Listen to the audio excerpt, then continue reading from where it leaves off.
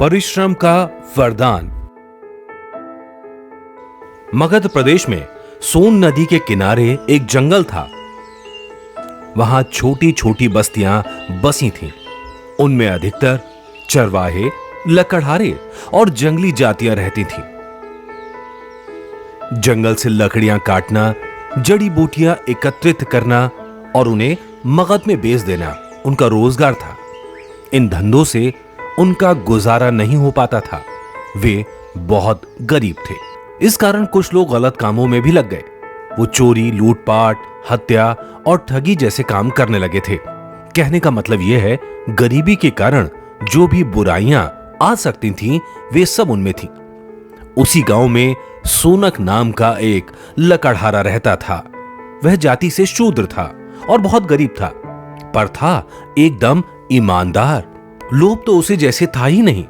उसे जो मिल जाता उसमें ही वो गुजर बसर कर लेता था। इस कारण सोनक व उसकी पत्नी को कई बार भूखे भी रहना पड़ता था, पर मेहनत मजदूरी में वे कभी कोई कमी नहीं छोड़ते थे।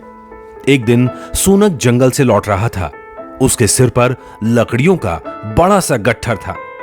रास्ते में सोन नदी पड़ती थी। नाव में आने के लिए उसके पास धन नहीं था, अतः उसने नदी तैरकर पार करने का फैसला किया। लकड़ियों को पानी में तैराता धकेलता हुआ वह नदी के पार पहुंच गया। सर्दियों के दिन थे। उसके कपड़े बुरी तरह गीले हो चुके थे। तेज हवाएं भी चल रही थी और वो ठंड से कांप रहा था। पर वह क्या करता? उसने सिर पर गट्ठर रखा और घर की ओर चल पड़ा। वो कुछ ही दूर चला था कि एक झाड़ी के पास उसने एक धोती और कुर्ता देखा। कपड़े एकदम नए व कीमती थे। उसने सोचा कोई इन्हें यहां रखकर स्वयं आसपास चला गया होगा। उसने इधर उधर देखा। उसे कहीं कोई नजर नहीं आया। वहां कोई भी नहीं था।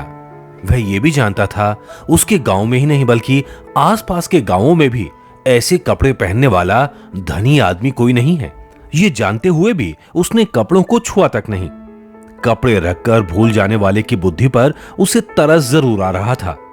वह वहां से आगे चल पड़ा। थोड़ी दूर ही चला था कि फिर उसे एक नई चीज दिखाई दी। उसने देखा एक जंगली फल पड़ा हुआ है। उसमें 2 स्वर्ण मुद्राएं छिपाकर रखी हुई थीं। वे एकदम साफ नजर आ रही थी। उसे फिर आश्चर्य हुआ। उसे गरीबी ने झंझोड़ा। सोचा उसे इन्हें ले लेना चाहिए। उसे इन सब की बहुत जरूरत है। शायद इसीलिए भगवान ने ये सब उसकी राह में बिखेर दिए हैं। दोनों पति पत्नी कई दिनों से भूखे थे। उन्हें धन की सख्त जरूरत थी, पर जिस तीव्रता से ये विचार उसके मन में आया, उसी तीव्रता से निकल भी गया। उसे आश्चर्य हुआ कि वह लोभी हो गया है। एक जोड़ी कपड़ों और 2 स्वर्ण मुद्राओं से जीवन व्यतीत नहीं हो सकता। फिर मैं लोभ में क्यों पड़ूं? बस हाथ पैर चलते रहें, मेहनत मजदूरी करने लायक बना रहूं, यही सबसे बड़ा धन है। यह सोचकर वह उन स्वर्ण मुद्राओं की अनदेखी कर अपने रास्ते पर चल पड़ा। उसी दिन सोनक के गांव में एक ज्योतिषी आया हुआ था। वह हाथ और मस्तक की रेखाएं देखकर भविष्य बता रहा था। बहुत से लोग अपना भाग्य जानने उसके पास जा रहे थे। सोनक की पत्नी गरीबी से परेशान थी, सो वो भी अपना भाग्य जानने उसके पास चली आई। उसने ज्योतिषी से पूछा, आखिर कब तक हम ये भूख और गरीबी सहेंगे? क्या हम जीवन भर रोटी के लिए तरसते रहेंगे? ज्योतिषी ने हंसते हुए कहा, तुम्हारी गरीबी नहीं मिट सकती। तुम्हारा पति नहीं चाहता कि तुम भरपेट रोटी खाओ और आराम से रहो। सच तो यह है कि जब तक तुम्हारा पति जीवित रहेगा, तुम्हारी गरीबी यूं ही बनी रहेगी। आप भी कैसी बात करते हैं? मेरे पति गरीबी दूर करने के लिए कठोर परिश्रम करते हैं। उनमें कोई दुर्गुण भी नहीं है जिनमें वो धन बर्बाद करते हो। फिर आप कैसे कह सकते हैं कि वो गरीबी दूर नहीं करना चाहते? सोनक की पत्नी बोली, तुम सच कह रही हो। तुम्हारा पति मेहनती व भला है, पर यह भी सच है कि आज ही भगवान ने उसे सुंदर और कीमती वस्त्र दिए थे। वो ठंड से ठिठुरता रहा, पर कपड़े नहीं लिए। उसे स्वर्ण मुद्राएं दी, उसने उन्हें भी ठुकरा दिया। अब तुम ही बताओ, तुम्हारी गरीबी कैसे दूर हो? ज्योतिषी ने कहा, नहीं ज्योतिषी जी, वो ऐसा नहीं कर सकते, ये सब झूठ है। सोनक की पत्नी ने अविश्वास जताते हुए कहा, तुम्हें विश्वास नहीं है तो तुम घर जाओ। तुम्हारा पति सिर पर गट्ठर उठाए अभी घर पहुंचा है। तुम जाकर उससे पूछो। ज्योतिषी बोला। सोनक की पत्नी तुरंत घर आई। उसका पति जंगल से लौटा ही था। उसके वस्त्र गीले थे। उसने जाते ही पति से पूछा, क्या आज तुम्हें रास्ते में कीमती वस्त्र और स्वर्ण मुद्राएं मिली थीं, जिनको तुमने ठुकरा दिया? सोनक को आश्चर्य हुआ। उसे किसी ने देखा नहीं था, फिर भला उसकी पत्नी को कैसे पता चल गया? उसने आश्चर्यपूर्वक कहा, हाँ मिली थी, मैंने उन्हें नहीं उठाया, पर तुम्हें ये सब कैसे पता चला? पत्नी ने उसे ज्योतिषी से हुई सारी बातें बताई।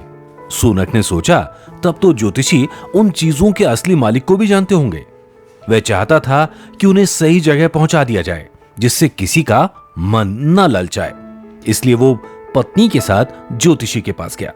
उसने ज्योतिषी को प्रणाम किया और कहा, भगवान, आपने मेरी पत्नी को जो कहा वह एकदम सच है, पर आप ये तो बताएं, कौन अभागा उन चीजों को यूं छोड़ गया है? तुम्हें इससे क्या लेना देना है? वह धन तुम्हारे भाग्य में था, सो तुम्हें मिला, पर तुमने नहीं लिया, ये तुम्हारा दुर्भाग्य है।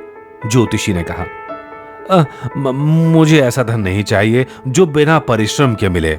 सोनक बोला, मगर तुम लक्ष्मी की अवहेलना कर रहे हो। ये मत भूलो कि लक्ष्मी का अपमान करने वाला कभी धनी नहीं हो सकता।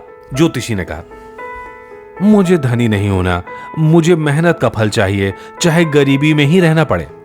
सोनक बोला, देखो, भूखे मरना मरे हुए जैसा जीवन व्यतीत करना है। तुम मेरा कहना मानो और वो धन और वस्त्र उठा लाओ। वे अब भी वहीं पड़े हुए हैं। ये समझ लो, ये सब तुम्हारे हैं, ईश्वर ने तुम्हारे लिए भिजवाए हैं। ज्योतिषी ने उसे समझाया, नहीं, मैं दूसरों के धन को मिट्टी समझता हूं, वे आप किसी और को दे दें। मेरे लिए गरीबी परीक्षा है, भूख तपस्या है और परिश्रम साधना है। मुझे मेरे मार्ग पर चलने दीजिए। मैं ऐसे वस्त्रों को पहनना कीचड़ को लपेटने के समान समझता हूं और ऐसे धन को आलस्य और बर्बादी का मार्ग मानता हूं।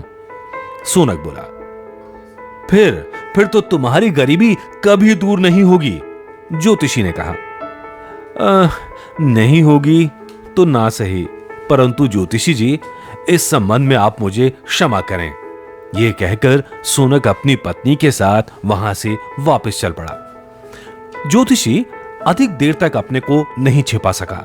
उसने अपने वास्तविक देव स्वरूप को प्रकट कर दिया। वह बोला, सोनक, मैं मान गया कि तुम लोभी नहीं हो, तुम्हारा कल्याण हो। मैं तुम्हें वरदान देता हूं कि तुम्हें कभी कोई कमी नहीं रहेगी।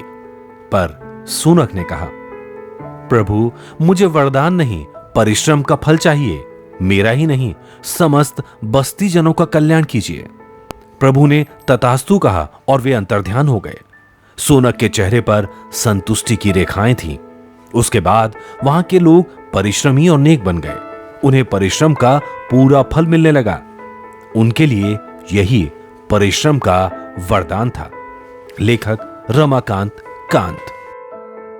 ऐसी और भी कहानियों के लिए हमारा चैनल सब्सक्राइब करें और हां, बेल आइकन दबाना ना भूलें ताकि आपको अगली कहानी जल्द मिल सके।